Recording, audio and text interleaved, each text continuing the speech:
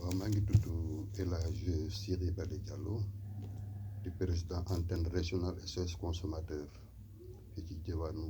Thiès. dama bëggoon profiter ci seen ci jotaay bi pour jéem a yee population sénégalaise yi dans leur grande majorité ci ay jafe-jafe yoo xam ni ñu ngi koy jàkkoonteel depuis. xam nga ñun déjà dañu nekk structure boo xam ni dañuy alerter di veiller parce que ku ni association de consommateurs dafa am loo xam dañ koy tuddee ay droits du consommateur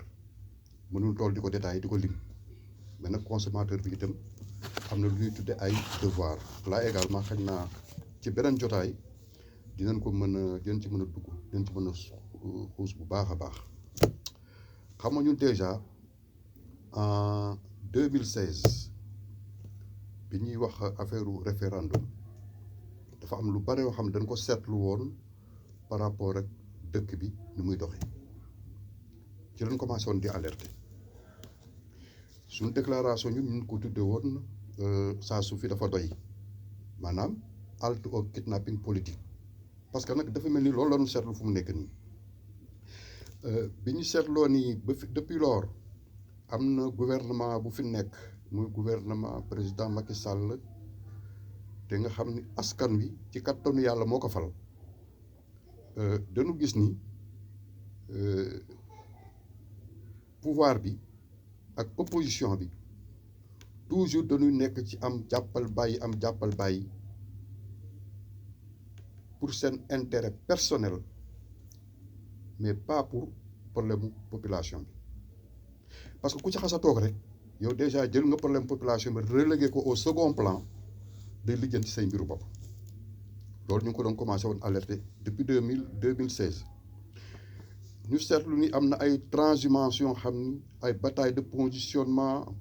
ay coalition yoo xam ni libéral fii socialiste fii jaxasoo bi fii syndicat yi même chose alors que en réalité askan wi à la base ñu ngi dund ay jafe-jafe yoo xam ni kenn mënu ko natt ñun nag ñu gis ni suñu warugar mooy ñu taxaw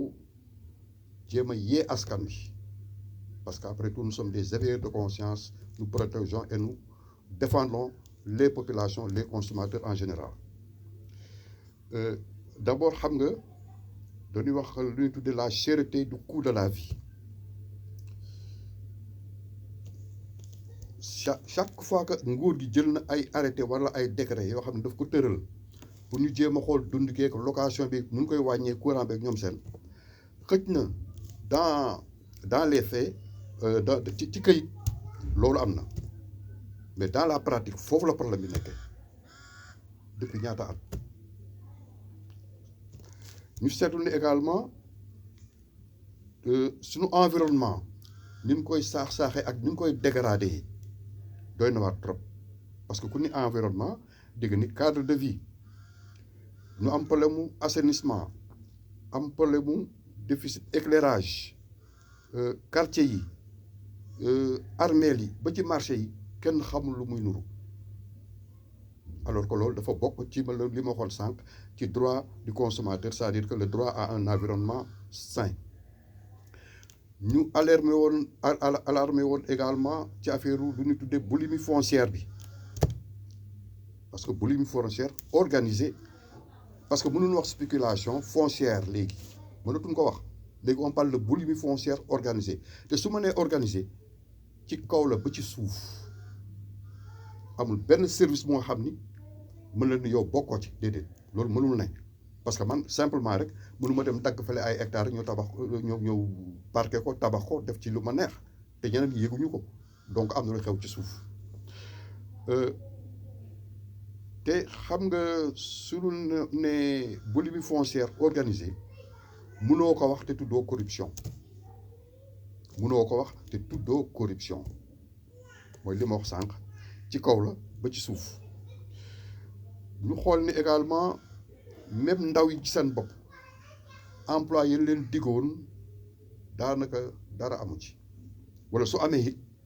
ñoom xëj na ñi nga xam ne ñoo nekk ci nguur gi ñoom ñoo jël seeni waaye di leen fa teg mais les véritables populations la véritable jeunesse ba léegi mënaguñu ko am emploi boo xam daan ci mën a sukkandiku lu ñuy seetlu nii mooy ku ci am ak néew sa mbokk jàppale la yaa ngi ci jakarta yi te lu defe naa ni mënul nekk métier boo xam ni dafa sax ñu xool ni également ba ci école yi li xew ci école yi man je suis enseignant de profession donc dafa nekk secteur boo xam ne dama ko maîtriser parce que j'ai fait 37 ans de fonction après l'école normale donc dara umpuma ci soo xoolee école jamono bii ñu toll ñun SOS consommateur suñu président national Maître Massokhna Kane dafa génne un communiqué le 18 juin 2020 parce que école privée yi d'abord ci loolu laay commencé dañu ubbi mu am école privée yoo xam ni dañu dàq élèves yi ñu war a def examen di leen réclamer inscription mais ñun dañu ni loolu jaaduwul du dëgg du yoon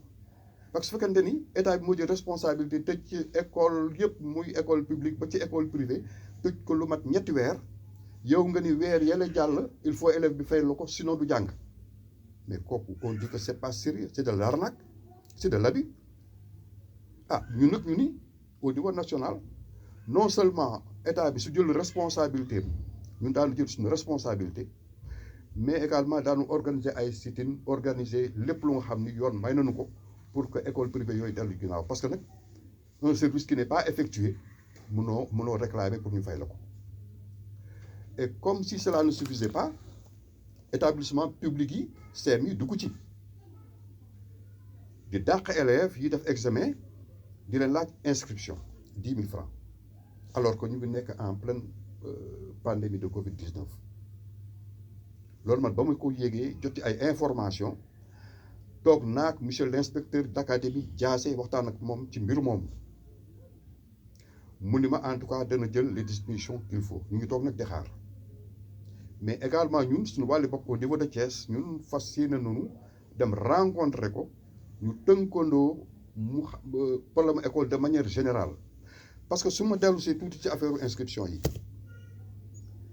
suñ ko uniformisé jox ko def ko 10 000 francs ñaari junni par élève jëlal établissement moyen secondaire boo xam ni dafa def au moins lu mu gën ngaa néew 500 élèves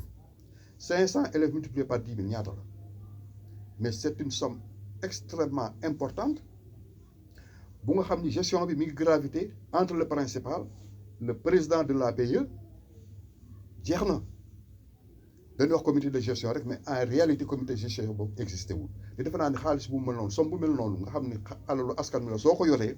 war nga ko mën a yóbbu ci banque mu am contrôle mu am gestion bu leer naññ mais loolu amu ci am na élémentaire comme am na moyen secondaire rawatina lycée yoo xam ne laaj 15 000 francs il faut que foofu état bi taxaw wax ci mbir moomu même su jaree mu yónnee ay éléments de contrôle mais ñu dem ci saytu école yi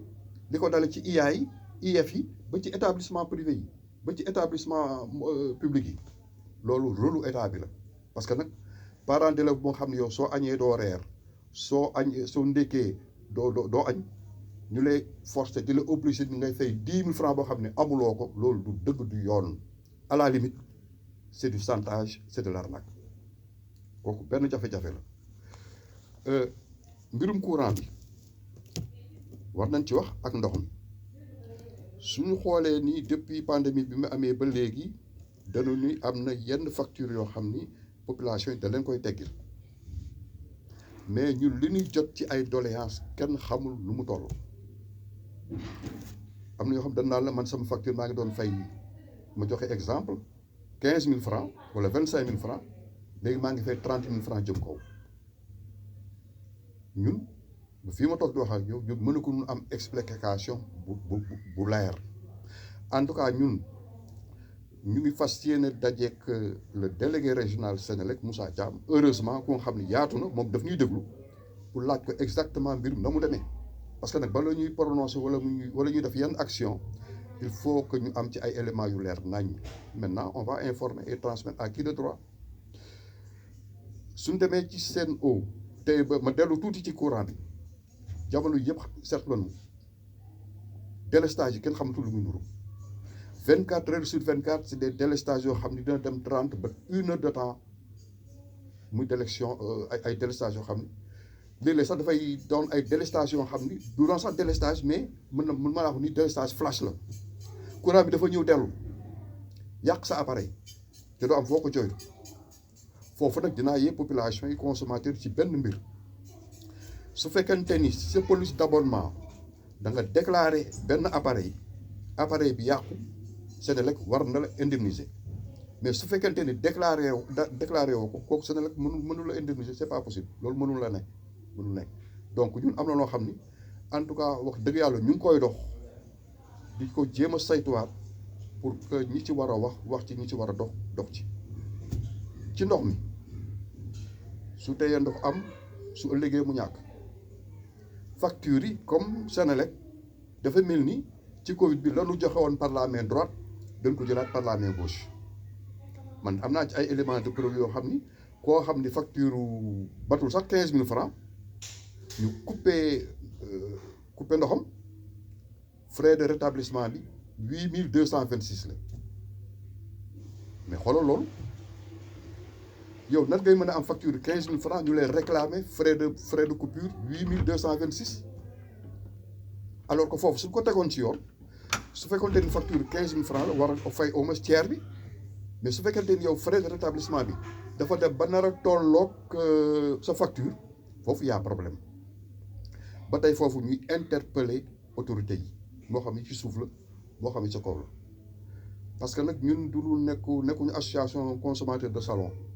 ñu ngi massifié wu di jot ay information te lii ñu gis ni jëmul kër li xew Mali bërki démboo Njaay mën na fi xew te lu ñàkk fayda lay doon parce que population yi nag am na xam ne suñ fa tolloo duñ def lu dul jéngu du dul révolté wu te loolu du yomb ba dékku état bi administration di ko dale ci suuf ba ca kaw nanu taxaw ci bëgg-bëgg askan wi jéem ko lijjanti nu mu gën a rafete nu mu gën a selle te nu mu gën a gaawee aussi képp ku xam ni fal nan la moo xam maire nga moo xam ministre nga na nga jege population yi di déglu seeni doléance di jéem a seet noo ko saafaraa mais ñun en tout cas yàgg nañu alerté 2016 ba léegi ñu ngi alerté waat loolu nag loolu mën suñu wàllu bopp su boobaa nag da ko nag jël sa responsabilité rek xëy na su beneen yoonee daal mën a dugg en détail ci yenn problème yoo xam ni moom moo gën a soxal askan wi présentement nii parce que même au niveau local il y a beaucoup de choses yoo xam ne war nañ ko wax rawatina la gestion de nos communes la gestion des maires jërëjëf